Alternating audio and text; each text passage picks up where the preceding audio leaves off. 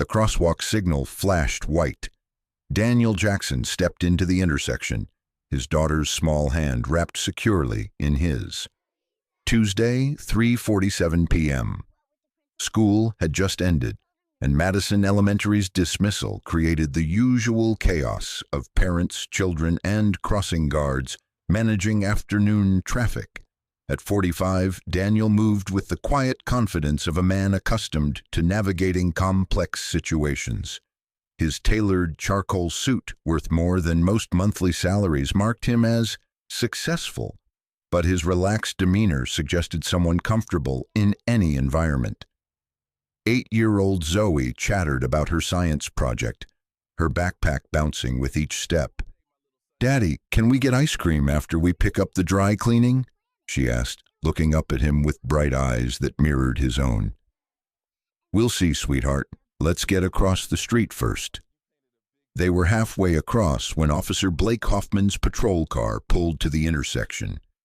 Fresh out of the police academy, 6 months on the force, Hoffman carried himself with the aggressive confidence of someone eager to prove his authority. At 24, his crew cut and pressed uniform suggested military precision, but his eyes held the hardness of prejudice masquerading as professionalism. Hoffman saw a black man in an expensive suit walking with a child and made instant assumptions. Drug dealer flaunting his money, probably not even his kid.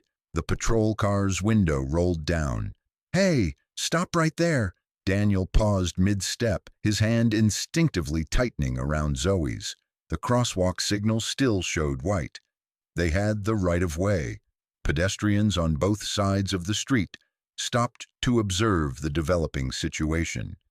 "Is there a problem, officer?" Daniel called back, his voice calm and measured. "Yeah, there's a problem." Hoffman stepped out of his vehicle, leaving it blocking traffic. "You can't just walk wherever you want. This is a controlled intersection."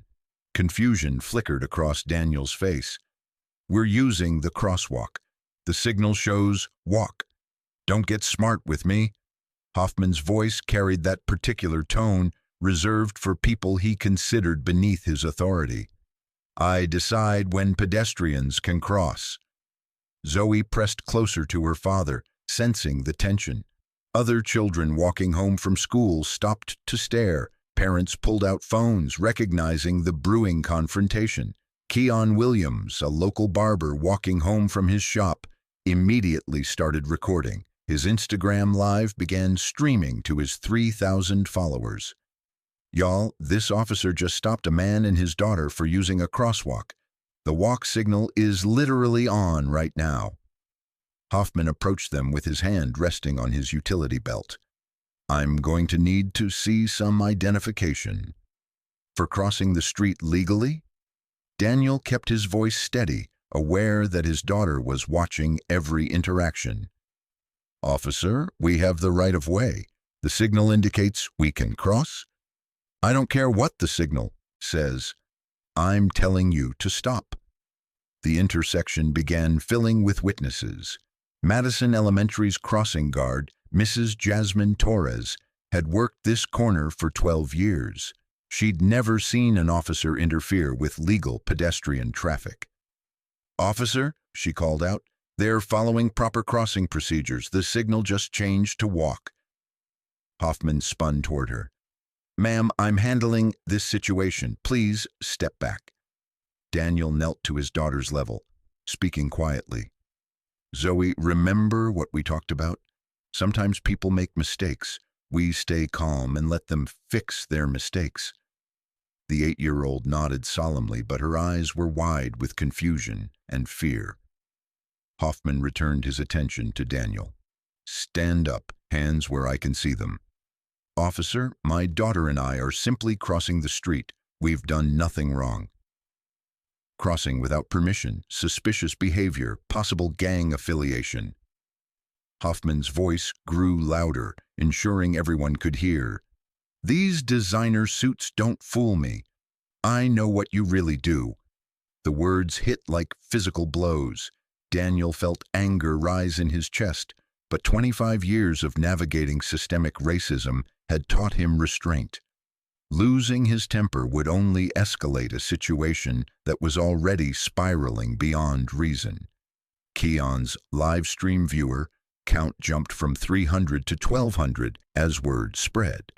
Comments flooded in from viewers recognizing the injustice unfolding in real time. "This is insane," Keon whispered to his phone.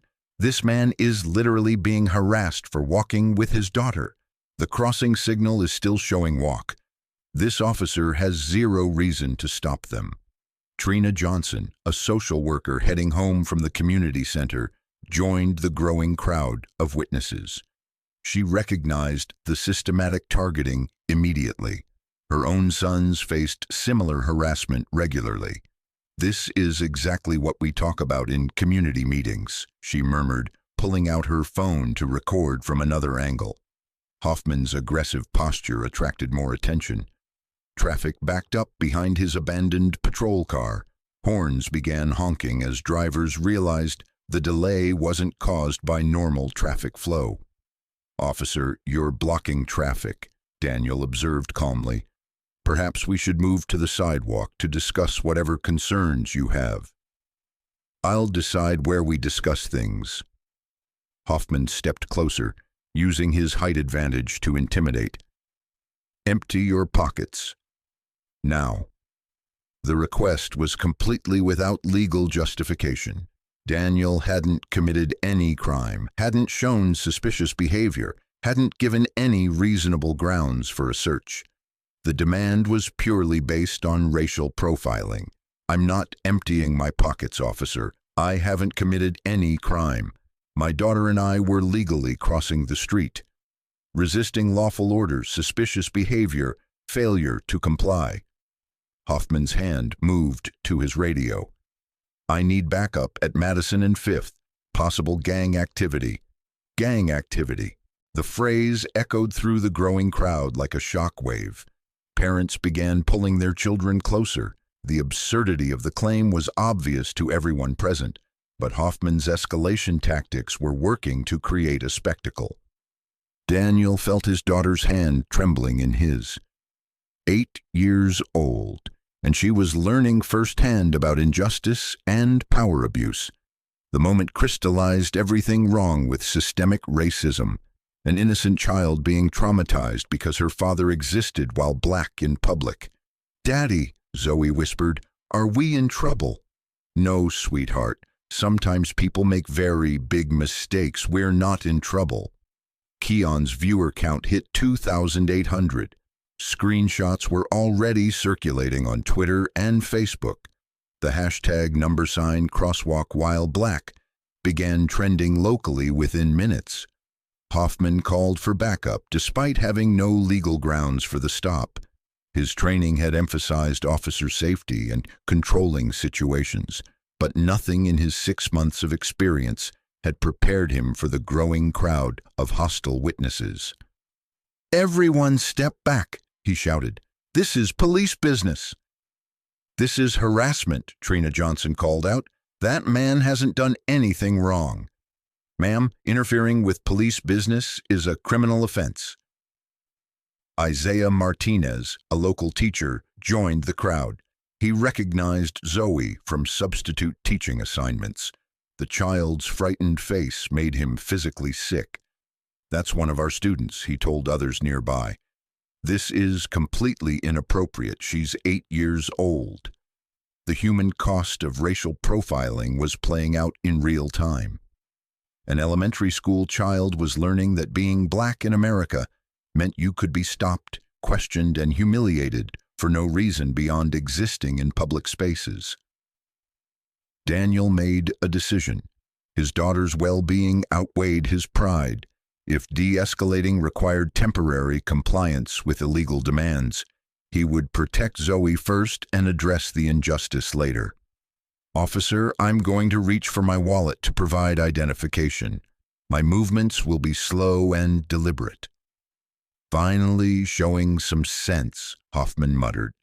Daniel retrieved his wallet with careful, visible movements. Inside was his driver's license, several credit cards, and his official Senate identification card. The gold embossed card identified him as Senator Daniel Jackson, chairman of the Appropriations Committee. He handed over his driver's license first.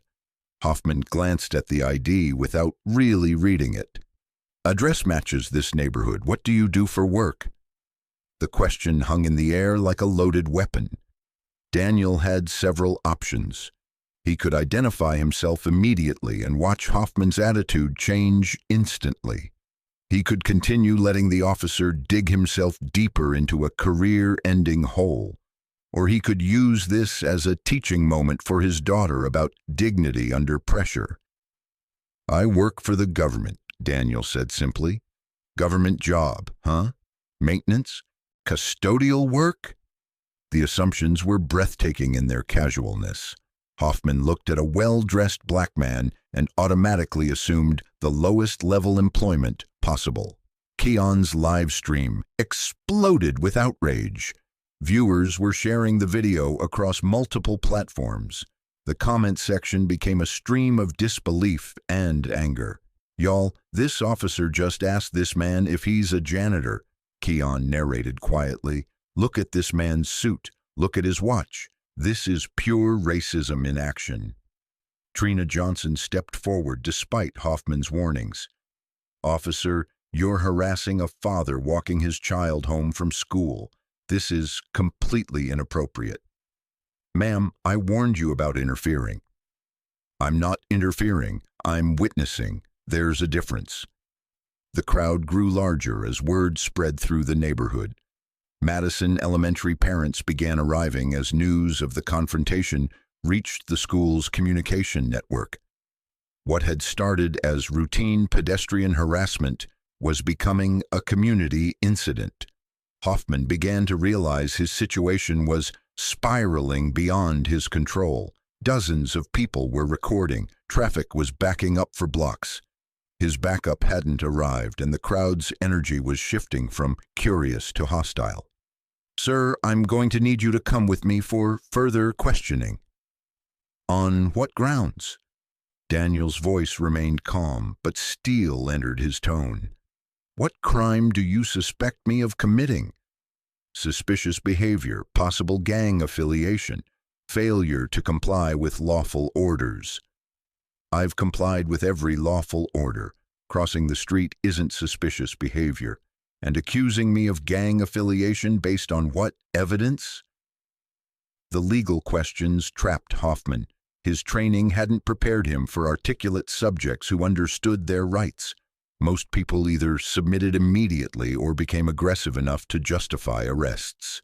Daniel's calm competence exposed the complete lack of legal justification for the stop. Zoe tugged on her father's jacket. "Daddy, I want to go home." "We will, sweetheart. Very soon." Isaiah Martinez approached carefully, addressing Hoffman in professional tones. "Officer, I'm a teacher at Madison Elementary. I know this family. They're good people. Perhaps this is just a misunderstanding that we can resolve quickly." "Sir, step back. This doesn't concern you." "It concerns all of us," Isaiah replied. "When children are traumatized by inappropriate police interactions, it affects our entire community." The word inappropriate hit Hoffman like a slap. His authority was being questioned publicly by multiple witnesses. Everything in his training emphasized maintaining control, never backing down, always establishing dominance. But the legal reality was becoming impossible to ignore. He had no grounds for the stop, no evidence of wrongdoing, and no justification for continuing the harassment. The growing crowd of witnesses made any escalation potentially career-threatening.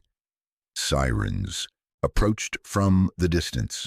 Backup was finally arriving, but the situation had already evolved beyond simple pedestrian harassment. Social media was spreading the incident across the city. Local news would inevitably follow. Hoffman's radio crackled with his dispatch number. "Unit 47, what's your status at Madison and 5th? The question forced him to articulate what was happening. How do you explain stopping a father and daughter for legally crossing a street? How do you justify gang affiliation accusations based on expensive clothing? Unit 47 responding, minor pedestrian situation under control. Under control. The phrase was laughable. Nothing about this situation was under control. Hoffman had initiated an unnecessary confrontation that was now being broadcast live to thousands of viewers. Keon's stream reached 4,200 viewers. The chat moved too quickly to follow as people shared their own experiences with police harassment. Screenshots were already appearing on major social media platforms. Daniel checked his watch, an understated Rolex that cost more than Hoffman's monthly salary.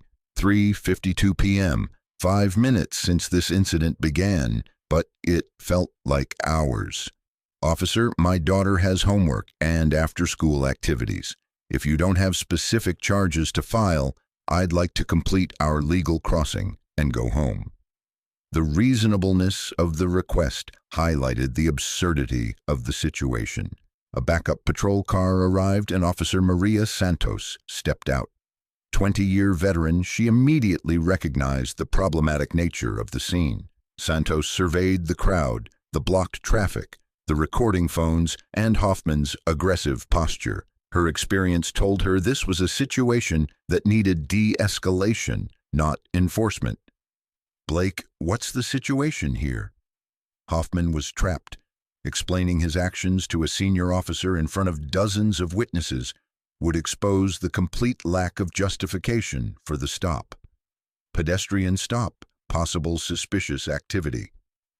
Santos looked at Daniel and Zoe, then at the crosswalk signal showing walk, then at the growing crowd of neighborhood residents. 20 years of police work had taught her to read situations quickly.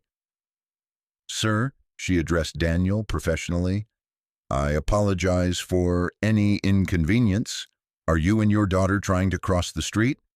Yes, ma'am. We were halfway across when Officer Hoffman stopped us.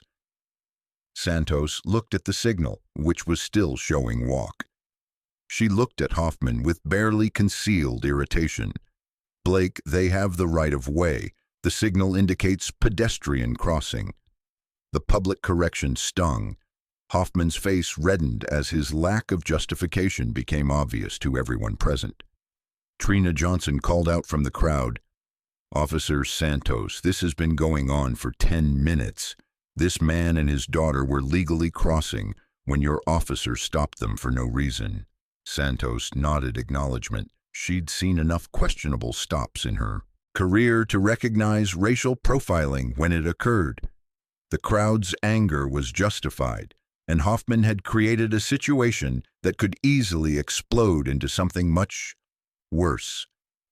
Sir, you and your daughter are free to continue crossing. Again, I apologize for any inconvenience. Daniel felt relief flood through him, but also determination.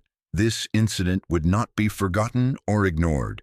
His daughter had been traumatized. His community had been shown the reality of systemic racism, and Officer Hoffman had demonstrated exactly why police reform was desperately needed. Thank you, Officer Santos. I appreciate your professionalism. He turned to leave, Zoe's hand still clutched in his, but Hoffman wasn't finished. Hold on, I still need to complete my investigation. Santos turned sharply toward her colleague. Blake, what investigation? They were legally crossing the street. Possible gang affiliation, suspicious behavior pattern, expensive clothing inconsistent with neighborhood demographics. The words hung in the air like a toxic cloud.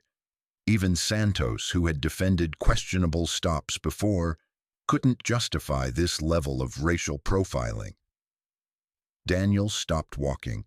Something in Hoffman's tone, the casual racism, the assumption that expensive clothing on a black man must indicate criminal activity, crystallized his decision to address this immediately. He turned back to face Hoffman directly. Officer, I need to ask you a direct question. What specific behavior did you observe that suggested gang affiliation? The challenge was calm but unmistakable.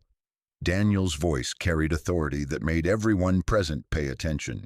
Hoffman stammered, The clothing choice, expensive items, walking patterns. Walking patterns? Daniel's eyebrows raised slightly. Could you describe these suspicious walking patterns? Santos watched with growing concern. Hoffman was digging himself into a hole that would be impossible to escape. Every word was being recorded by dozens of phones. Well, the manner of walking that suggested. I walked across a crosswalk holding my daughter's hand. Could you explain how that suggests criminal activity? The question exposed the complete absurdity of the stop. Keon's live stream viewer count hit 6,800 as people shared the video across social platforms. Isaiah Martinez stepped forward again. Officer, I want to make sure I understand this correctly. You stopped this man because he was walking across the street with his daughter while wearing nice clothes. It's more complex than. Please explain the complexity, Daniel interjected. Because from my perspective, you saw a black man in expensive clothing and assumed criminal activity. Is that an accurate assessment? Santos realized the situation was spiraling beyond recovery. Hoffman had created a textbook case of racial profiling that was being documented from multiple angles. The department would face significant criticism, and her colleague's career was effectively over. Sir, I think there's been a misunderstanding here. Santos attempted to intervene. Officer Santos, I appreciate your professionalism, but I don't think this is a misunderstanding. I think this is exactly what it appears to be. Daniel's calm authority commanded the entire intersection. Something in his bearing suggested this was not a man accustomed to backing down from injustice. Hoffman made his final mistake. Look, people like you need to understand that expensive clothes don't make you better than anyone else. The neighborhood knows what you really are. The phrase, people like you, echoed across the intersection. Everyone understood the implication. Several people in the crowd gasped at the blatant racism. Trina Johnson's voice cut through the tension. Did he just say, people like you? Did everyone hear that? Keon's live stream chat exploded with outrage. The comment would be replayed thousands of times across social media platforms. Screenshots would become memes highlighting police racism. Santos stepped between Hoffman and Daniel. Blake, that's enough. Sir, you're free to go. Officer Hoffman will be filing a report about this incident. But Daniel wasn't moving. Something had changed in his demeanor. The patient father had transformed into someone with authority and purpose. Actually, Officer Santos, I think we need to discuss this incident more thoroughly. Officer Hoffman has made several serious allegations and demonstrated concerning bias. He reached into his wallet again, this time retrieving his Senate identification card. The gold-embossed credential caught the afternoon light as he handed it to Santos. I'm Senator Daniel Jackson, Chairman of the Senate Appropriations Committee. Officer Hoffman has just subjected me and my 8-year-old daughter to racial profiling and harassment while we legally crossed a street. The identification card hit Santos like a physical blow. 20 years of police work had taught her to recognize career-ending moments, and this was definitely one of them. She read the credential twice, confirming what she already knew was real. United States Senate Appropriations Committee Chair, the man Hoffman had just harassed controlled the federal budget that funded police departments across the nation. Senator Jackson, she said quietly, I deeply apologize for this incident. But the damage was already done. Hoffman stood frozen as the implications crashed down on him. He'd just racially profiled a United States senator, on camera, with dozens of witnesses, while traumatizing the senator's young daughter. The crowd began to understand what had happened. Whispers spread quickly as people recognized the magnitude of Hoffman's mistake. Keon addressed his live stream audience, which had grown to over 8,000 viewers. "Y'all, this officer just racially profiled a United States senator. This man controls police budgets across the country, and this officer just harassed him for walking with his daughter." The story was no longer contained to one intersection. It belonged to social media now, and social media never forgets. Word of Senator Jackson's identity spread through the crowd like wildfire. Cell phones buzzed with incoming calls as people shared the incredible development with friends and family. The intersection of Madison and Fifth had become the center of a rapidly expanding storm. Isaiah Martinez immediately called his principal. "Dr. Roberts, you need to know what just happened to one of our families. Senator Jackson and his daughter Zoe were just racially profiled by a police officer right outside our school." The call would trigger a series of communications that would reach the school board, the mayor's office, and eventually the national media within hours. Officer Santos studied the Senate identification card with growing dread. 20 years of law enforcement experience had taught her to recognize catastrophic situations, and this definitely qualified. Her partner had just committed career suicide while taking their entire department down with him. "Senator Jackson, I want to personally assure you that this incident does not reflect the values or training of our police department." Daniel's expression remained neutral, but his eyes held the steel of a man accustomed to wielding institutional power. "Officer Santos, what values and training would justify stopping a father and daughter for legally crossing a street?" The question was delivered with the precision of a prosecutor cross-examining a hostile witness. Santos felt the weight of dozens of recording devices capturing every word.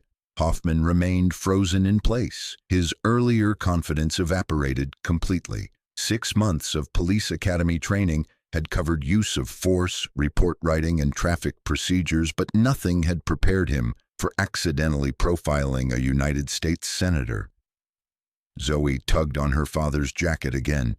"Daddy, why are these people taking pictures?" Daniel knelt to his daughter's level, his voice gentle but firm. "Some people made very serious mistakes today, sweetheart.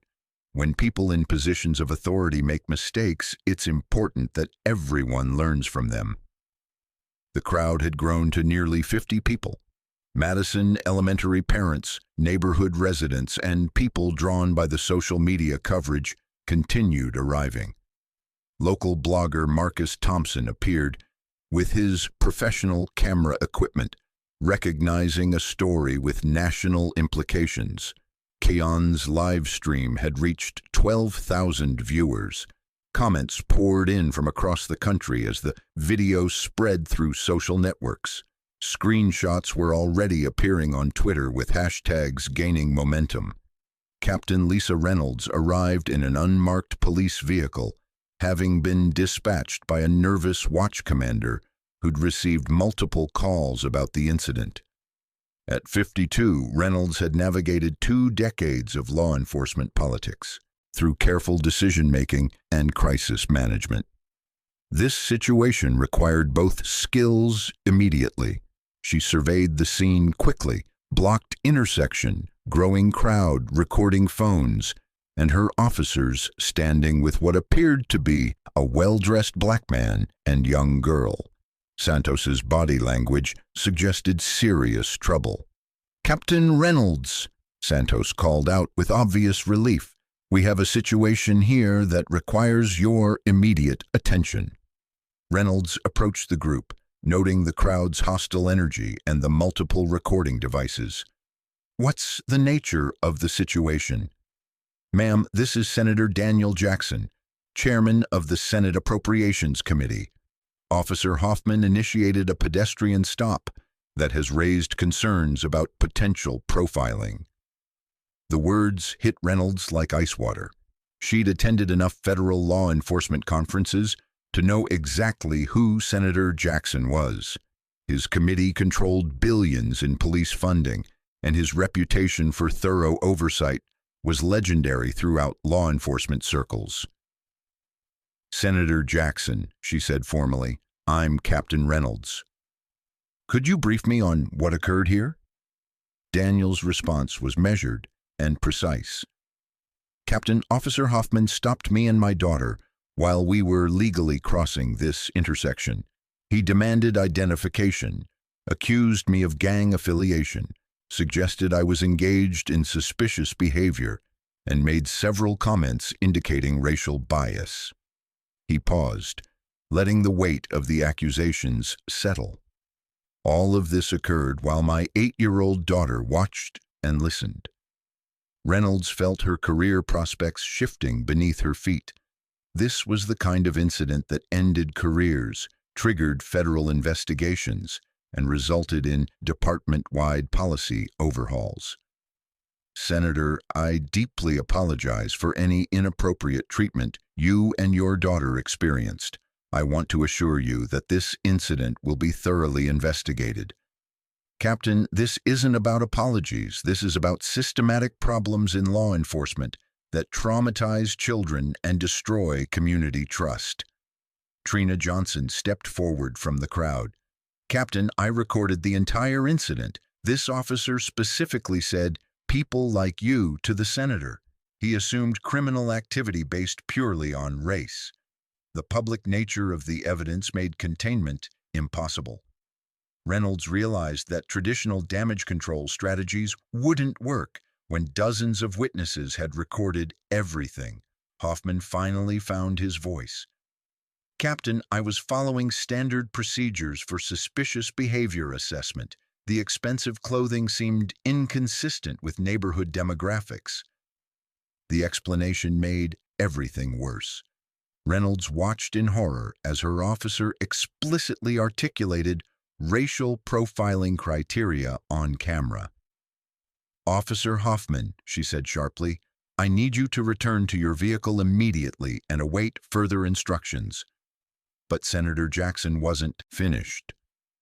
"Captain, Officer Hoffman's actions today demonstrate exactly why federal oversight of local police departments has become necessary.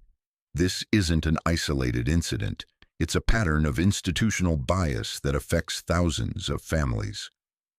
His voice carried the authority of someone accustomed to addressing policy failures at the highest levels of government. "My daughter learned today that being black in America means you can be stopped, questioned, and humiliated for the crime of existing in public spaces." The crowd murmured agreement. Parents nodded as they recognized the broader implications of what they'd witnessed. Marcus Thompson stepped forward, identifying himself as a journalist. "Senator Jackson, would you be willing to comment on how this incident relates to current federal police reform legislation?" The question opened a door that Reynolds desperately wanted to keep closed. A casual neighborhood incident had the potential to become a national news story with political implications. This incident illustrates perfectly why the Police Accountability Reform Act is necessary, Daniel replied. "When officers can harass citizens based on racial assumptions without immediate consequences, the entire system needs reform." Isaiah Martinez called out from the crowd, "Senator, what can we do to prevent this from happening to other families?" "Document everything. Demand accountability. Support reform efforts, and never accept the normalization of racial profiling." Keon addressed his live stream audience, which had grown to 15,000 viewers. "Y'all are witnessing history right here. A sitting U.S. senator just got profiled by police, and he's using this moment to talk about systematic change." Reynolds realized the situation had evolved beyond incident management. This was now a political and media event with national implications. Her primary concern shifted from protecting her officers to protecting her department from federal investigation. "Senator Jackson, I want to personally guarantee that this incident will be investigated thoroughly and appropriately." Captain, I appreciate your commitment, but thorough investigation requires independent oversight. Internal affairs investigations of racial profiling have historically protected officers rather than addressed systemic problems. The critique was delivered without emotion, but its implications were devastating. Reynolds understood that Senator Jackson was essentially announcing federal intervention in what should have been a local incident. Officer Santos approached her captain quietly. "Ma'am, the entire incident was live-streamed and recorded from multiple angles.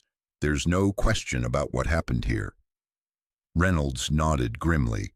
Video evidence made denial impossible and internal affairs, whitewashing much more difficult. Zoe had been quietly observing the adult conversation, but the crowd's energy was beginning to overwhelm her. "Daddy, I want to go home now." Daniel lifted his daughter into his arms, her small body trembling slightly from the stress of the prolonged incident. "We'll go home very soon, sweetheart." The image of a United States senator comforting his traumatized daughter while surrounded by police officers would become iconic within hours. Marcus Thompson captured the moment from multiple angles, knowing it would define the entire story. Captain Reynolds made a decision that would either save or end her career. "Senator Jackson, I'm placing Officer Hoffman on immediate administrative leave pending investigation. I'm also requesting that the FBI's Civil Rights Division review this incident for potential federal violations." The announcement surprised everyone, including Santos and the remaining officers. Self-reporting to federal authorities was unprecedented for a local police department. "That's an appropriate first step," Daniel acknowledged, "but real reform requires systematic changes, not just individual accountability." He looked directly at Hoffman, who remained standing next to his patrol car with the expression of a man watching his career evaporate in real time. "Officer Hoffman, you made assumptions about me based on my race. You assumed criminal activity because I was wearing expensive clothing while black.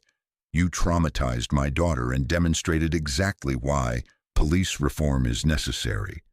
The direct confrontation was delivered without anger, but with the weight of absolute authority. Hoffman struggled to respond. "Senator, I was following training protocols for suspicious behavior assessment."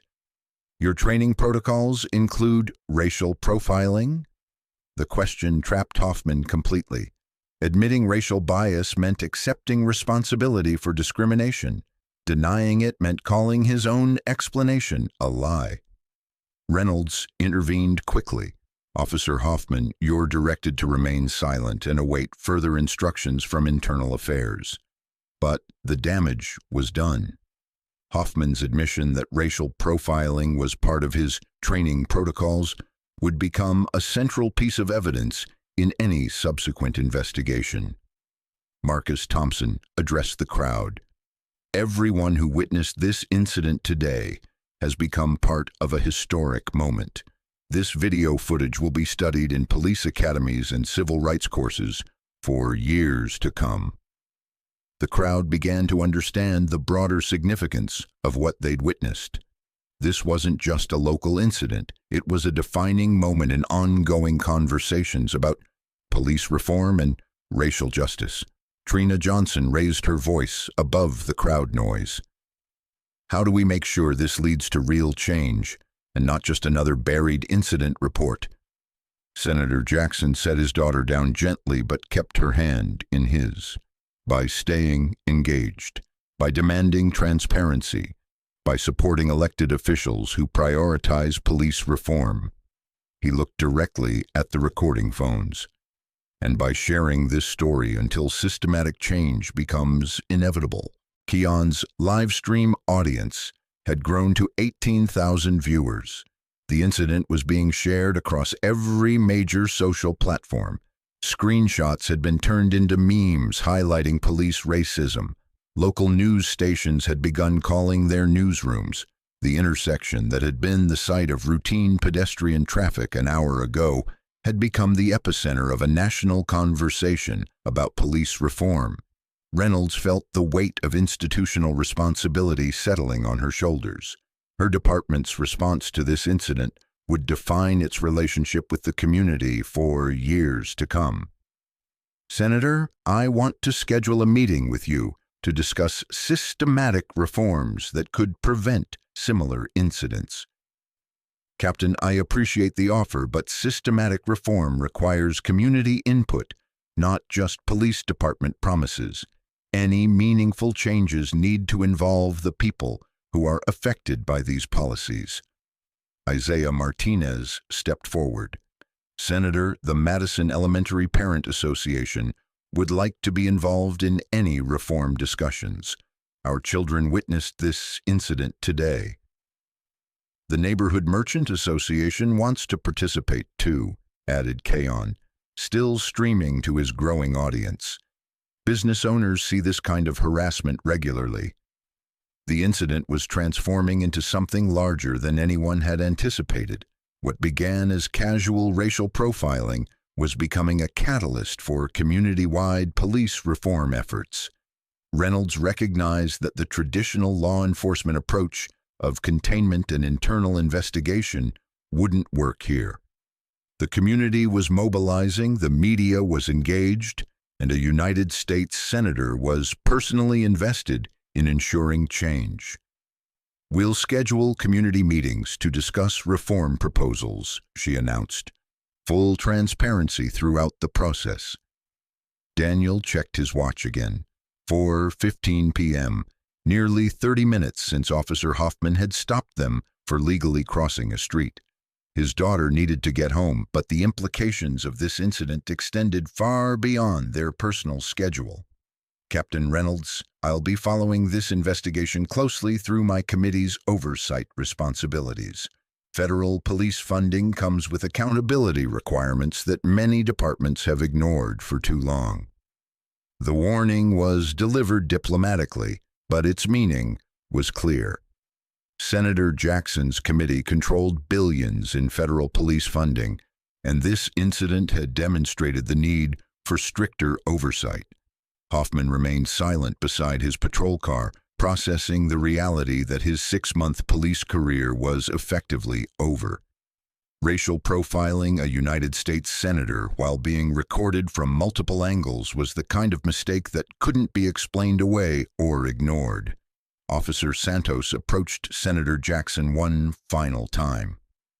"Sir, I want to personally apologize for my partner's actions and for the trauma this incident caused you and your daughter." "Officer Santos, your professionalism today prevented this situation from becoming much worse. But individual good behavior doesn't address systematic problems." Santos nodded understanding. 20 years of police work had shown her the difference between isolated incidents and institutional failures. This incident highlighted patterns that extended far beyond one officer's poor judgment.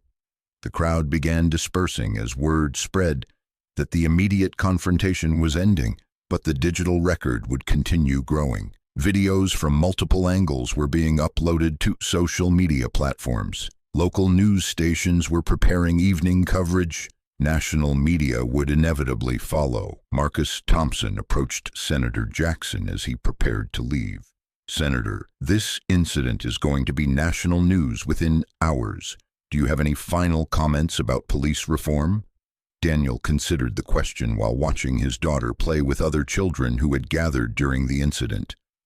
Despite everything that had happened, Zoe was resilient enough to find joy in unexpected friendships. Children learn about justice and fairness by watching how adults handle difficult situations. Today, my daughter learned that being Black in America means facing assumptions and barriers that other children don't experience. He paused, watching Zoe laugh with her new friends. But she also learned that speaking up against injustice can create change. That's a lesson worth learning. The quote would be replayed across news programs and social media posts for weeks to come. Captain Reynolds coordinated with dispatch to clear the intersection and restore normal traffic flow, but nothing about this situation would ever be normal again. The incident had created ripples that would spread through the department, the community, and eventually the nation. As Senator Jackson and Zoe finally crossed the street to continue their journey home, 50 witnesses remained behind, processing what they'd experienced. Each person carried part of the story that would reshape conversations about police accountability for months to come. The intersection looked exactly the same as it had an hour ago, but everything had changed. Senator Daniel Jackson's townhouse sat in the heart of Capitol Hill's historic district, 3 blocks from the Senate office buildings. The red brick facade and black shutters suggested old Washington elegance, but the security system and reinforced windows revealed the reality of modern political life. Inside, the evening routine continued, despite the afternoon's disruption. Zoe worked on her homework at the kitchen island while Daniel prepared dinner, checking his phone periodically as messages flooded in from staff, colleagues, and media outlets. The kitchen television played evening news coverage of the incident. Every local station led with the story, and CNN had picked up the footage for national coverage. The headline crawler read, "U.S. Senator racially profiled while walking daughter home from school." "Daddy, why are we on TV?" Zoe asked, looking up from her math worksheet. "Because what happened today was wrong, and people need to know about it so we can fix the problem." His phone buzzed with another call from his chief of staff. 3 hours since the incident, and the political implications were expanding rapidly. "Senator, every major news network wants the interviews," Sharon Martinez explained. "The Washington Post, New York Times, and Politico are all working on stories. The NAACP, ACLU, and Congressional Black Caucus have issued statements."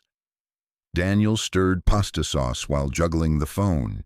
"Schedule interviews for tomorrow morning. I want to focus on systematic reform, not just this individual incident." The distinction was crucial. Personal grievance stories disappeared from news cycles quickly, but policy reform proposals could generate lasting change. 25 years earlier, Daniel had arrived in Washington as a fresh Harvard Law graduate with idealistic dreams of changing the world through public service. The reality had been more complex, involving careful political maneuvering, coalition building, and incremental progress rather than revolutionary transformation. His rise through Washington politics had been methodical. Congressional aide to junior Senator Patricia Williams, policy analyst for the Senate Judiciary Committee, chief counsel for the Banking Committee. Eventually, his own Senate campaign focused on criminal justice reform and economic development. The Appropriations Committee chairmanship had come after 8 years of proving his competence on budget issues. The position controlled federal spending across all government agencies, including billions in law enforcement funding. It was the kind of institutional power that could reshape entire bureaucracies. But power in Washington came with complexity. Police departments across the nation depended on federal grants for equipment, training, and operations. Threatening funding meant confronting powerful law enforcement unions, police lobbying organizations, and tough on-crime politicians from both parties. This afternoon's incident had personalized those abstract policy debates. His 8-year-old daughter had experienced firsthand the racial bias that statistics documented, but politicians often discussed in theoretical terms. The kitchen television switched to an interview with Captain Reynolds, recorded outside police headquarters an hour earlier. "This incident does not reflect the values or training of our police department," Reynolds stated. "Officer Hoffman has been placed on administrative leave pending a thorough investigation." "Standard police department crisis management language," Daniel noted. "Accept minimal responsibility, promise investigation, wait for media attention to fade." The playbook had worked countless times before, but this incident was different. Video evidence made denial impossible. The target was a United States senator with oversight authority, and social media had amplified the story beyond traditional news cycle management. His personal phone rang with a call from Senator Robert Coleman, the ranking Republican on the Appropriations Committee. "Daniel, I just saw the news coverage. Are you and Zoe okay?" "We're fine, Robert, but the incident highlights exactly why the Police Accountability Reform Act needs to pass." Coleman's sigh was audible. "You know I support police reform in principle, but tying federal funding to specific compliance requirements is going to face significant resistance." Resistance from whom? Police departments that want to maintain the status quo of racial profiling. The conversation continued for 20 minutes, touching on political strategy, coalition building, and the challenge of passing meaningful reform in a polarized environment. Coleman agreed to support hearings on police accountability, but stopped short of endorsing specific funding requirements. After dinner, Daniel helped Zoe with her homework, while monitoring the continuing social media explosion. The original live stream had been viewed over 200,000 times. Screenshots and video clips were spreading across Twitter, Facebook, and Instagram, with multiple hashtags trending nationally. Crosswalk While Black had generated over 50,000 posts. Senator Jackson was trending in the top 10 nationally. Cheers police bias and our racial profiling were attracting commentary from celebrities, politicians, and activists. The digital amplification meant the story couldn't be contained through traditional media management. Millions of people had now seen Officer Hoffman's casual racism captured in high definition from multiple angles. His Senate office staff was working late to manage the media response. Press Secretary Janet Taylor had fielded calls from 67 news organizations since 5 p.m.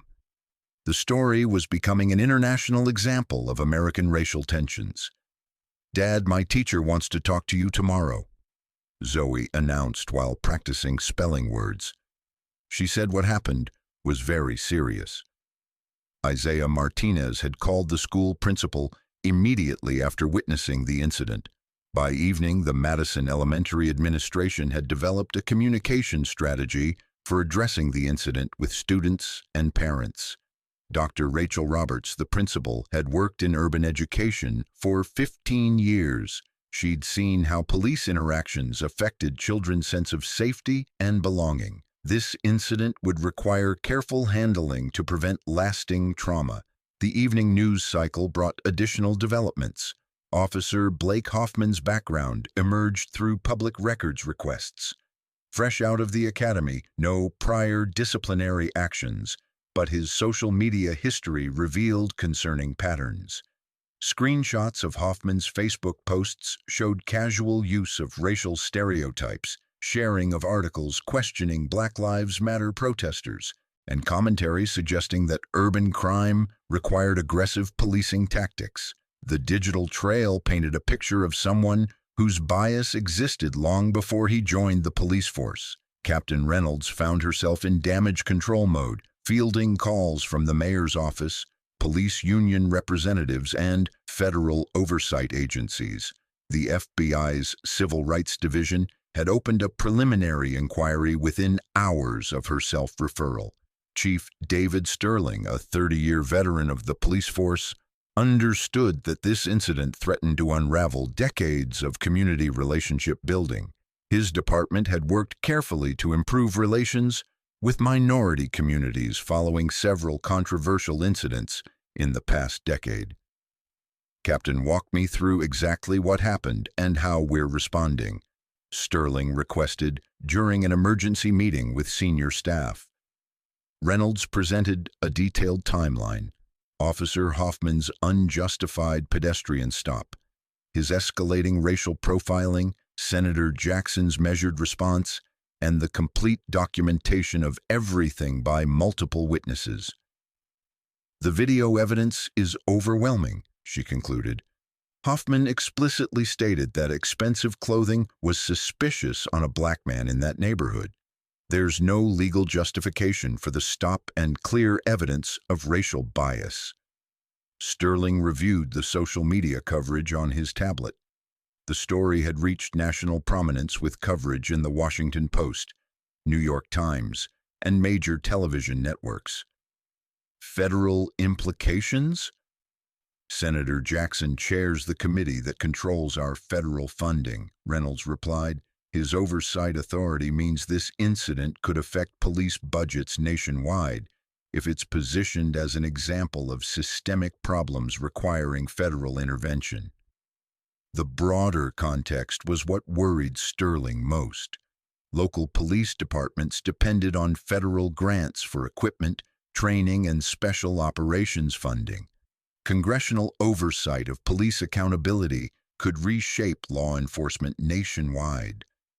Lieutenant Detective Maria Santos had spent the evening reviewing her partner's personnel file and interviewing other officers about his behavior patterns. Her 20-year career had taught her to recognize officers who posed liability risks to their departments. Hoffman's training evaluations show consistent issues with community interaction skills, she reported to Captain Reynolds. His field training officers noted aggressive tendencies and difficulty with de-escalation techniques. The personnel file painted a picture of someone who should never have been assigned to street patrol without additional supervision and training. Meanwhile, the community response was building momentum. Trina Johnson had organized an emergency meeting of local civil rights organizations. The NAACP chapter, Urban League, and Community Justice Coalition were coordinating a response that would extend far beyond this single incident. "This is about more than one bad officer," Trina explained to 30 community leaders gathered in the basement of St. Mark's Baptist Church. "This is about systematic problems that affect our families every day." Keon Williams, whose live stream had documented the incident, found himself becoming an unexpected community spokesperson. His social media following had grown from 3,000 to 25,000 followers in 6 hours. News organizations were requesting interviews. "Y'all, this is bigger than going viral," he told his expanded audience during an evening live stream. "This is about using this moment to create real change for our community." The hashtag campaigns were generating concrete action. Local organizations were mobilizing voter registration drives, police accountability workshops, and community forum meetings. The incident had become a catalyst for broader civic engagement. Marcus Thompson worked through the night editing video footage and preparing his comprehensive article about the incident. His journalism background told him this story had legs that would carry it far beyond local news coverage. His initial article for the Washington Metropolitan Magazine would be picked up by national publications. The headline read, "When Racial Profiling Meets Federal Power, How One Traffic Stop Could Reshape Police Accountability." The piece detailed not just the incident itself, but the broader context of federal police funding, congressional oversight authority, and the political dynamics that could transform this personal experience into systematic reform. By midnight, the incident had generated over 500,000 social media interactions. Video clips were being analyzed frame by frame by activists, journalists, and policy experts. Legal scholars were discussing the constitutional implications of racial profiling in academic forums. Senator Jackson tucked his daughter into bed, reading her favorite story about a young girl who changes the world through courage and determination. The parallels weren't lost on either of them. "Daddy, will what happened today help other kids?" "I hope so, sweetheart. Sometimes difficult experiences can create opportunities to make things better for everyone." Zoe's resilience impressed him. 8 years old and she was already processing complex issues of justice, fairness, and social change. The afternoon's trauma was being balanced by her understanding that their experience could prevent other families from facing similar treatment. After she fell asleep, Daniel returned to his home office to prepare for the political battle that would inevitably follow. The Police Accountability Reform Act had been stalled in committee for months, facing resistance from law enforcement lobbies and tough-on-crime legislators. This incident provided the political momentum necessary to force consideration of comprehensive reform. Personal experience always carried more weight than statistical analysis in congressional debates. His chief of staff had compiled a preliminary strategy memo outlining how to leverage this incident for maximum policy impact. Congressional hearings featuring testimony from affected families, federal funding requirements tied to bias prevention training and community oversight, independent investigation mechanisms for police misconduct allegations, data collection and reporting requirements to track patterns of discriminatory enforcement. The policy framework was complex, but the political opportunity was unprecedented. A sitting U.S. senator had been subjected to the same racial profiling that affected thousands of families weekly. The personal became political in the most direct possible way. His phone buzzed with a text from Senator Patricia Williams. His former boss and longtime mentor saw the news coverage. "This is your moment to push for real reform. The caucus is ready to support you." The Congressional Black Caucus had been advocating for police reform for decades, but their efforts had often been marginalized as special interest politics. This incident demonstrated that racial profiling affected even the most successful African Americans, including those with significant institutional power. Outside his office windows, Capitol Hill remained quiet in the late evening hour, but inside the building, staff members for multiple senators were working late to prepare responses to the day's developments. The incident had created political opportunities and risks for legislators across the spectrum. Republicans faced pressure to defend police officers while acknowledging obvious misconduct. Democrats saw opportunities to advance reform legislation while avoiding accusations of being anti-police.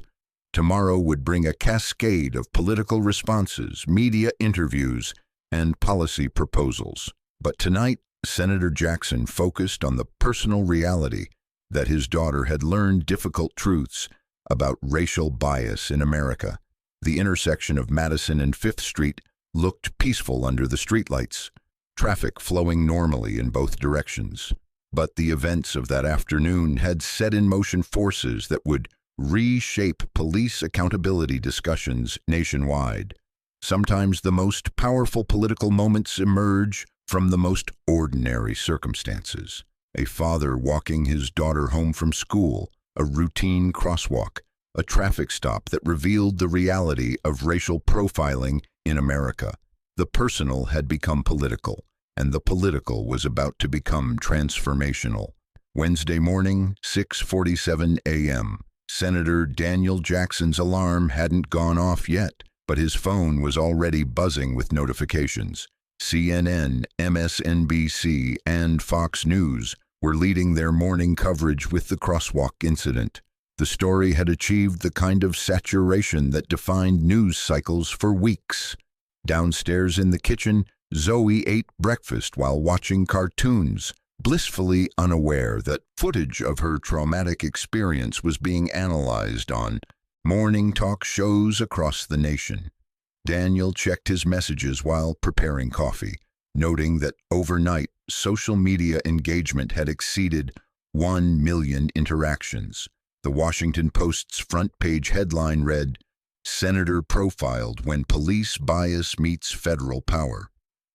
The New York Times featured an editorial titled, "The Crosswalk That Changed Everything." Even international publications were covering the story as an example of systemic racism in American law enforcement. His chief of staff called at 7:15 a.m. with the day's media schedule. Senator, we have interview requests from every major network. CNN wants you at 8:30, MSNBC at 9:15, and NPR is requesting a longer policy discussion at 10 a.m. The media strategy was crucial. Personal sympathy would fade quickly, but policy reform discussions could generate lasting change. Each interview needed to pivot from individual grievance to systematic solutions. At Madison Elementary, Principal Rachel Roberts arrived early to prepare for what would be an unprecedented day. Parents had been calling since 6 a.m., requesting meetings about the incident. Students would inevitably have questions about seeing their classmate's father on television. Ms. Martinez, she addressed the school counselor, we need to prepare age-appropriate responses to help students process what happened. Some of our families experience police interactions regularly, and this incident may trigger difficult conversations. The school had developed protocols for addressing community trauma, but nothing had prepared them for handling an incident involving one of their families that had become national news. Officer Blake Hoffman woke to discover his name trending on social media platforms, accompanied by screenshots of his past Facebook posts and commentary about his future career prospects. 6 months of police work had ended with the most documented case of racial profiling in recent memory. His police union representative had called the night before with sobering advice. Prepare for termination, potential civil rights charges, and the probability that he'd never work in law enforcement again.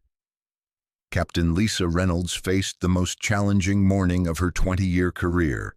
The FBI's Civil Rights Division had requested all documentation related to Hoffman's hiring, training, and performance evaluations.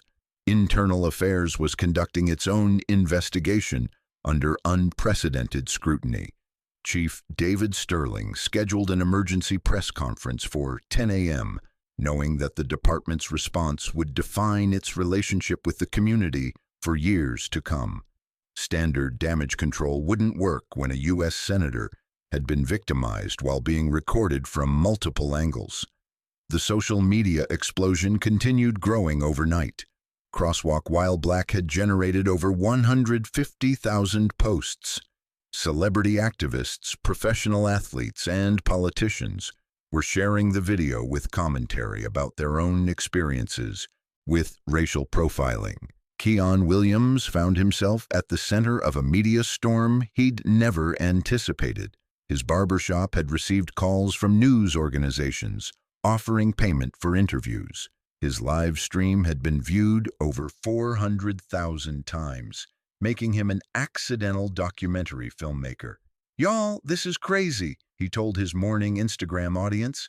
"I just recorded what I saw, but now everyone wants to interview me about systemic racism and police reform. I'm just a barber who uses social media."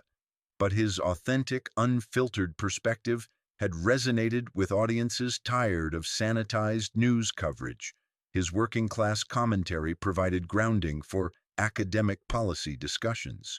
Trina Johnson's community organizing experience had prepared her for moments like this. The phone tree she'd activated the previous evening had mobilized 60 volunteers to coordinate community response efforts.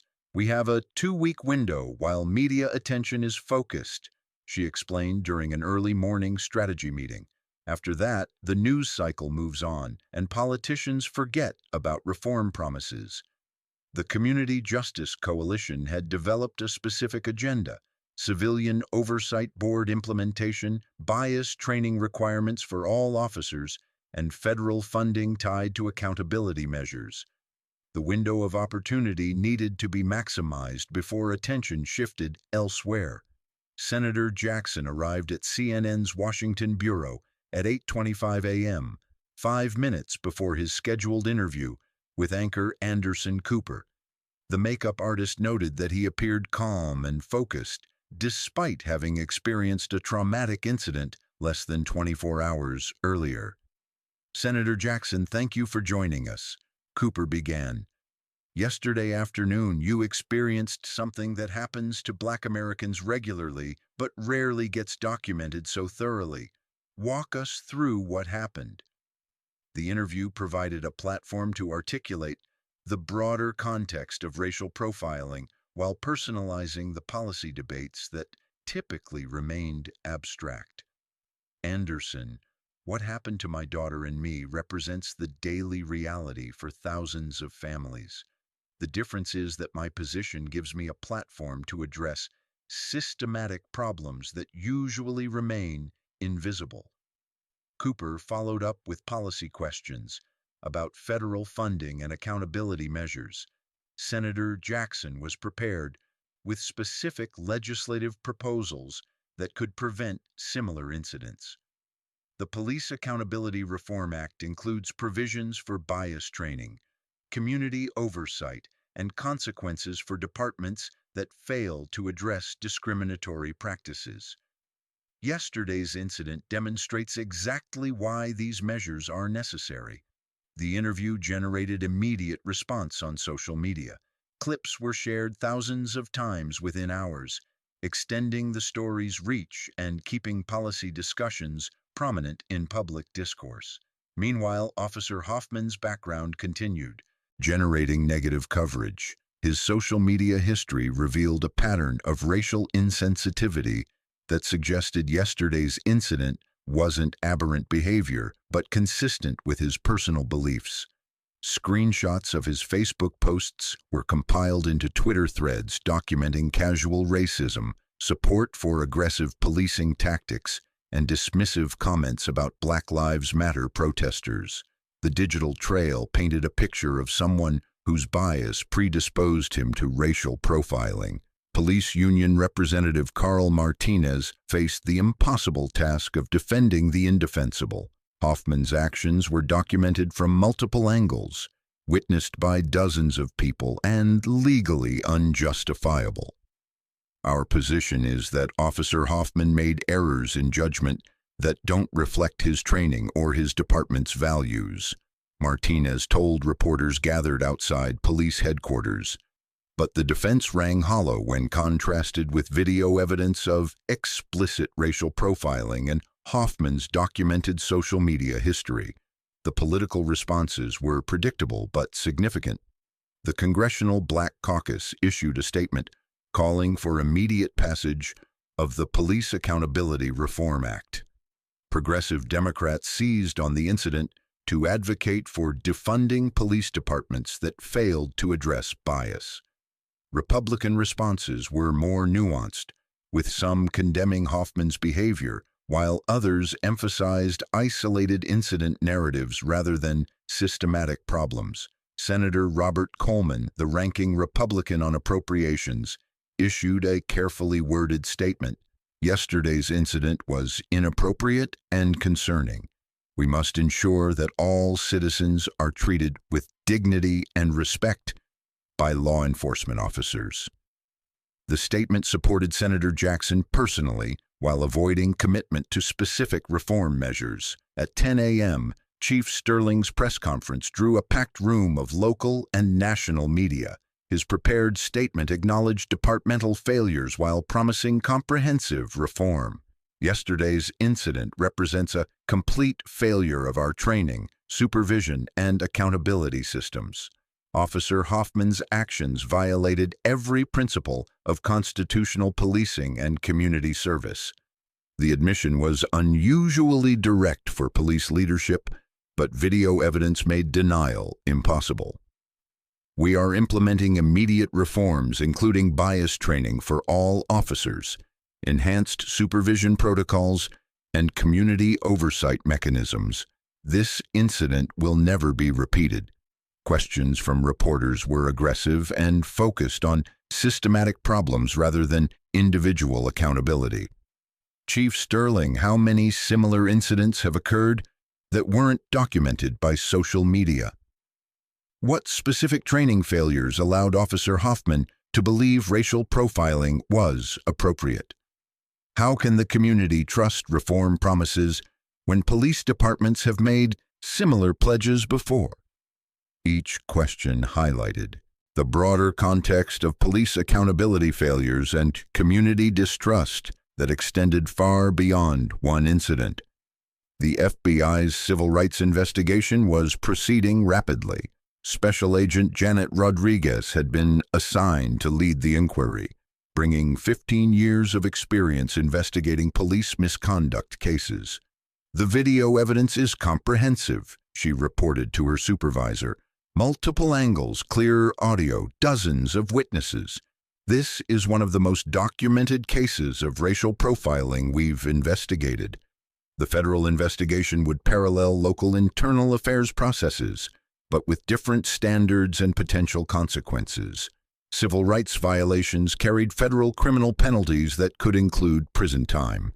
By noon, the story had generated international coverage.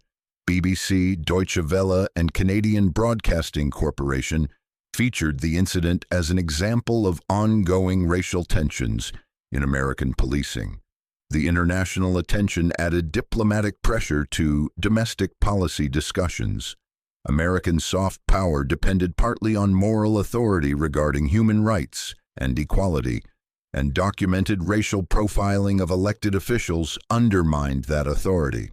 Senator Jackson's NPR interview at 10 a.m. provided space for detailed policy discussion without television's time constraints. Host Steve Inskeep explored the connection between individual incidents and systematic reform. "Senator, you chair the committee that controls federal police funding. How does your personal experience change your approach to accountability measures?" Steve, statistics and academic research document racial profiling extensively, but experiencing it personally while my 8-year-old daughter watched creates urgency for reform that transcends political calculations. The interview delved into specific legislative proposals, federal funding mechanisms, and the challenge of implementing accountability measures across thousands of local police departments. The federal government provides billions in grants to police departments annually. Those funds should come with requirements for bias prevention, community oversight, and transparent complaint processes. The NPR coverage reached policy-focused audiences including congressional staff, advocacy organizations, and academic researchers who would shape long-term reform efforts. Social media analytics showed that the story's engagement was unusual in its sustained growth rather than quick spike and fade. Typically, viral incidents generated immediate attention that dissipated within 48 hours. This story continued growing as new angles emerged and policy discussions gained momentum. Marcus Thompson's comprehensive article for the Washington Metropolitan Magazine was being republished by national outlets. His detailed analysis of federal funding leverage and congressional oversight authority provided context that elevated the story beyond typical police misconduct coverage. This incident represents a convergence of personal experience and institutional power that could reshape police accountability nationwide, Thompson wrote. Senator Jackson's position provides unique leverage to transform individual grievance into systematic reform. The article's republication by Politico, The Atlantic, and other national publications extended its influence among policymakers and political analysts. By early afternoon, the incident had generated over 2 million social media interactions. Video clips were being analyzed by legal experts, civil rights attorneys, and police reform advocates. Academic conferences were already scheduling panel discussions about the case study implications. The sustained attention created political pressure for congressional action on police reform legislation that had been stalled for months. Individual Republican senators began signaling openness to accountability measures they'd previously opposed. Senator Lisa Murphy of Ohio, a moderate Republican, issued a statement calling for bipartisan police reform discussions. Yesterday's incident demonstrates that this issue transcends partisan politics. We must work together to ensure constitutional policing. The political opening created opportunities for compromise that hadn't existed before a sitting senator experienced racial profiling on camera. But the most significant development was community mobilization that extended far beyond social media engagement. Local organizations were using the incident as a catalyst for broader civic engagement efforts. Voter registration drives, police accountability workshops, and community oversight initiatives were being organized in neighborhoods across the metropolitan area. The incident had energized activism that could generate lasting political change. Trina Johnson's community coalition had grown from 30 volunteers to over 200 in 24 hours. The organizing infrastructure could be sustained long after media attention faded.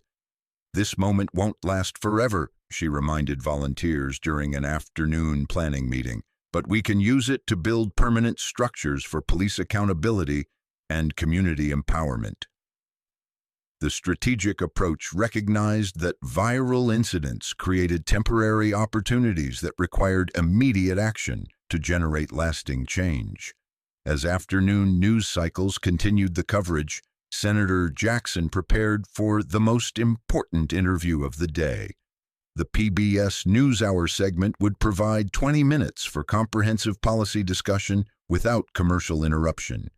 The interview would set the tone for congressional hearings, legislative strategy, and the broader national conversation about police reform. Personal experience had created political opportunity, but strategic communication would determine whether that opportunity translated into systematic change. The intersection of Madison and 5th Street looked normal during afternoon traffic, but the events that had occurred there 24 hours earlier continued reshaping national conversations about racial justice, police accountability, and the power of documented truth in the digital age. 6 months later, the intersection of Madison and 5th Street looked exactly the same, but everything had changed. The crosswalk signal still flashed white every 90 seconds. Elementary school children still walked home with their parents each afternoon, and traffic still flowed in predictable patterns. But the transformation was profound in ways both visible and invisible. Officer Maria Santos, now promoted to sergeant, conducted her weekly community patrol with a fundamentally different approach than 6 months earlier. The incident had forced her to confront uncomfortable truths about policing, bias, and her own role in enabling discriminatory practices. Her partner, Officer James Park, was one of 12 new hires recruited specifically for their community engagement skills and bias awareness training. The department's hiring practices had been completely overhauled following the federal civil rights investigation. "Sergeant Santos," Officer Park noted as they passed the intersection, "isn't this where the Senator Jackson incident occurred?" "Yes, and it's why we do our jobs differently now." The Police Accountability Reform Act had passed Congress with bipartisan support 3 months after the incident. Senator Jackson's personal experience had provided the political momentum necessary to overcome law enforcement lobbying and partisan resistance. Federal police funding was now tied to specific accountability requirements, bias prevention training, community oversight boards, transparent complaint processes, and regular bias auditing. Departments that failed to meet standards faced funding cuts that made compliance financially necessary. The local police department had undergone a comprehensive transformation. Chief David Sterling had retired early, replaced by Chief Angela Davis, a reform-minded leader recruited from Portland's nationally recognized community policing program. Officer Blake Hoffman's career had ended predictably. Terminated after internal affairs investigation, he'd been charged with civil rights violations by the federal government. His plea agreement included community service, bias counseling, and permanent prohibition from law enforcement employment. But the real change was cultural. Police officers understood that racial profiling would result in career-ending consequences. Community oversight boards provided an independent investigation of misconduct allegations. Body cameras and bias detection algorithms monitored interactions in real time. Captain Lisa Reynolds had survived the institutional changes by embracing reform rather than resisting it. Her oversight of the transformation process had earned community trust and federal recognition as a model for police accountability implementation. The community response had exceeded everyone's expectations. Trina Johnson's Community Justice Coalition had evolved into a permanent organization with federal grant funding and full-time staff. Their police oversight training program was being replicated in cities nationwide. The Jackson incident created momentum, Trina explained, to a delegation of community organizers visiting from Chicago. But lasting change required sustained organizing, political engagement, and institutional pressure. The coalition now operated year-round voter registration drives, police accountability workshops, and civic engagement programs that had increased local election turnout by 34%. Keon Williams had parlayed his viral fame into a career in digital organizing and community journalism. His barber shop had become an informal headquarters for local activism, and his social media following had grown to 200,000 people interested in social justice documentation. "Y'all, the real victory isn't that one officer got fired," he told his audience during a 6-month anniversary live stream. "The real victory is that we built systems to prevent this from happening again." His documentation of the original incident was being used in police academies, civil rights training programs, and university courses as an example of how citizen journalism could create accountability. Marcus Thompson's comprehensive reporting had earned him a Pulitzer Prize nomination and job offers from major national publications. His book about the incident and its broader implications was scheduled for publication by a major publisher. The academic and policy communities had embraced the Jackson incident as a defining case study. Law schools taught courses analyzing the constitutional implications. Business schools examined organizational change management, and political science programs studied the legislative strategy that transformed personal experience into systematic reform. Senator Jackson's political influence had grown substantially. The Police Accountability Reform Act's successful passage had elevated his national profile and positioned him as a leading voice on criminal justice issues. Presidential speculation had begun appearing in political media, but his focus remained on implementation rather than political advancement. The Appropriations Committee was conducting oversight hearings to ensure that accountability requirements were being followed and that federal funding was creating real change. The legislation was just the beginning, he told committee staff during a Monday morning briefing. Implementation is where meaningful change actually happens. Zoe, now 9 years old, had processed the incident with remarkable resilience. Her school had developed new curricula about bias, fairness, and civic engagement that used age-appropriate language to help students understand complex social issues. "My teacher says what happened to me and Daddy helped change laws for lots of family," she told her father during a recent dinner conversation. "That makes me feel good about something that was scary." The incident had become a family story about standing up to injustice, speaking truth to power, and using personal experience to create positive change for others. The lessons would shape her understanding of citizenship and civic responsibility throughout her life. Madison Elementary School had become an unexpected center for discussions about bias education and community engagement. Principal Rachel Roberts had been invited to speak at education conferences about addressing community trauma and teaching social justice concepts to young students.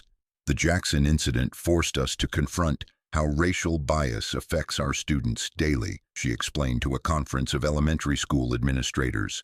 We developed programming that helps children understand fairness, respect, and their power to create positive change. The school's anti-bias education program was being adopted by school districts across the region. Isaiah Martinez had completed graduate work in education policy and accepted a position with the Department of Education's Office of Civil Rights, where he worked on bias prevention in schools and communities. His first-hand experience witnessing the incident had motivated career changes that would allow him to address systematic problems at the policy level. The intersection itself had acquired symbolic significance. A small memorial plaque had been installed, recognizing it as a site where documented injustice had led to systematic reform. Community groups used it as a meeting point for civil rights discussions and voter registration drives. The broader political implications had reshaped congressional dynamics around police reform. The Jackson incident had demonstrated that racial profiling affected Americans regardless of their social status, economic position, or political influence. Moderate Republicans who had previously opposed accountability measures became supporters when they realized that bias-based policing was fundamentally inconsistent with constitutional principles. The legislative coalition that had passed the Police Accountability Reform Act was now working on broader criminal justice reforms, including sentencing disparities, prison reform, and community-based crime prevention programs. Federal agencies had embraced the accountability model developed in response to the Jackson incident. The Justice Department's Civil Rights Division had tripled its police oversight staff and implemented proactive monitoring rather than reactive investigation. The FBI's bias reporting system allowed citizens to document discriminatory policing in real time, creating data that supported both individual cases and pattern and practice investigations. International attention had positioned the United States as a leader in police accountability innovation. European police agencies sent delegations to study the bias detection technology and community oversight models that had emerged from the reform process. The soft power benefits of addressing racial profiling proactively had strengthened American moral authority in international human rights discussions. Social media had evolved beyond viral outrage to sustained civic engagement. The hashtags that had initially spread the Jackson incident were now used for ongoing organizing, policy education, and accountability monitoring. Digital activism had matured from episodic viral campaigns to permanent infrastructure for community organizing and political engagement. Officer Hoffman's personal story had taken an unexpected turn. After completing his court-mandated bias counseling, he'd enrolled in social work graduate school and begun working with formerly incarcerated individuals seeking employment. His transformation wasn't complete or guaranteed, but his direct experience with the consequences of racial bias had motivated genuine introspection about prejudice and privilege. "I destroyed my career and traumatized a child because of assumptions I didn't even realize I was making," he wrote in a Medium article published 6 months after the incident. "The bias training I received should have happened before I put on a uniform, not after I'd already caused harm." His reflection had been incorporated into police academy curricula as an example of how unconscious bias could result in conscious discrimination with severe consequences. The ripple effects had extended to police departments nationwide. The Jackson incident had become shorthand for the career risks associated with racial profiling. Officers understood that documented bias would result in termination, criminal charges, and permanent employment prohibition. The deterrent effect was measurable. Citizen complaints about racial profiling had decreased by 43% in the 6 months following the incident, while community satisfaction with police interactions had increased by 31%. Data-driven accountability had replaced subjective evaluation of police performance. The academic community had produced dozens of research papers analyzing various aspects of the incident: social media amplification of injustice documentation, the role of political position in creating reform opportunities, community organizing strategies that sustain engagement beyond viral moments, and legislative tactics that transform personal experience into systematic policy change. Universities were developing interdisciplinary programs that combined criminal justice, public policy, community organizing, and digital activism based on lessons learned from the Jackson incident. The incident had become a case study in how individual experiences of injustice could catalyze systematic reform when combined with strategic organizing, media amplification, and political leverage. But the most significant change was cultural. American society had evolved toward greater awareness of racial bias, increased expectations for police accountability, and stronger mechanisms for citizen oversight of law enforcement. Children growing up post-Jackson understood that documented injustice could create positive change when communities organized effectively and political leaders exercised moral courage.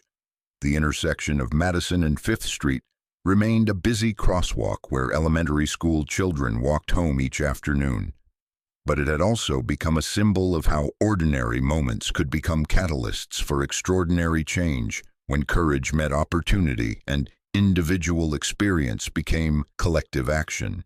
The crosswalk signal continued flashing white every 90 seconds, but now it carried the weight of history and the promise of a more just future. Sometimes the most powerful transformations begin with the simplest acts of human dignity. A father walking his daughter home from school, a community that refused to accept injustice, and the understanding that every person deserves to cross the street without fear of harassment based on the color of their skin. The story that began with assumptions and prejudice had transformed into systematic reform, proving that documented truth, sustained organizing, and political courage could overcome even the most entrenched patterns of discrimination. 6 months later, every family could cross every intersection with greater confidence that constitutional principles would protect them from bias-based harassment. The change was measurable, sustainable, and transformational. The promise of equal justice under law had moved closer to reality, one crosswalk at a time.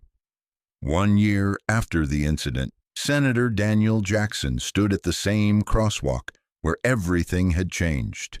Madison Elementary had just dismissed, and the familiar chaos of children and parents filled the afternoon air. But now the scene included something new. Officer Community Liaison Jasmine Brooks, a recent police academy graduate whose entire training had been shaped by reforms implemented after the Jackson incident. "Good afternoon, Senator," Officer Brooks called out respectfully as she helped direct traffic around the school zone. Her presence wasn't enforcement-focused but community-oriented, representing the fundamental shift in police philosophy that had emerged from that traumatic Tuesday afternoon. Zoe, now a confident 9-year-old, waved at Officer Brooks with the ease of a child who'd learned that police officers could be community helpers rather than sources of fear. "Daddy, remember when that mean officer stopped us here?" she asked, holding his hand as they waited for the signal. "I remember, sweetheart, but look how many good things happened because people decided to make changes." The crosswalk signal flashed white. They stepped into the intersection together, father and daughter, carrying forward the lessons learned from a moment when injustice had been transformed into systematic reform. Behind them, dozens of other families crossed safely, protected by accountability systems that hadn't existed a year ago. The intersection looked exactly the same, but everything about how it functioned had been fundamentally transformed.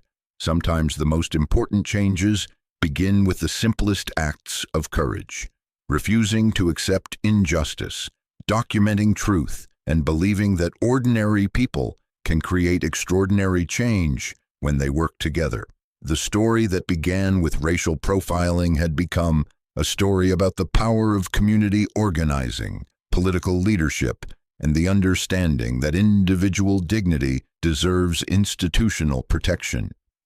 As they reached the other side of the street, Senator Jackson's phone buzzed with a message from his chief of staff: Congressional hearing on expanding the Police Accountability Reform Act to all federal law enforcement agencies scheduled for next month.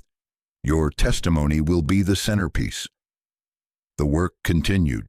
Reform was never a destination, but an ongoing process that required sustained commitment, political courage, and community engagement. One crosswalk, one incident, one moment of documented injustice had created ripples that were still reshaping American policing, criminal justice policy, and the ongoing struggle for racial equality. The afternoon sun cast long shadows across the intersection as traffic resumed its normal flow. But nothing would ever be truly normal again, because ordinary people had decided that documented injustice must lead to systematic change. The crosswalk signal would continue flashing white every 90 seconds, but now it carried the promise that every citizen, regardless of race, regardless of background, had the constitutional right to cross the street with dignity, safety, and respect. That promise had been broken on a Tuesday afternoon in October, but it had been rebuilt stronger through community organizing, political leadership, and the simple understanding that justice delayed is never justice denied when people refuse to accept the unacceptable. The story ended where it began, at an intersection where lives crossed and destinies changed. But now it carried the weight of history and the promise of a more perfect union, one crosswalk at a time. Subscribe for more stories about how ordinary moments become catalysts for extraordinary change. Share this story with someone who needs to understand that individual courage, combined with community organizing and political leadership, can transform injustice into systematic reform. Your voice matters. Your vote matters. Your willingness to document truth and demand accountability matters. Together, we can ensure that every crosswalk, every interaction, every moment of public life reflects our highest values rather than our deepest prejudices. The change continues. The story continues. The promise of equal justice under law continues to unfold, one intersection at a time.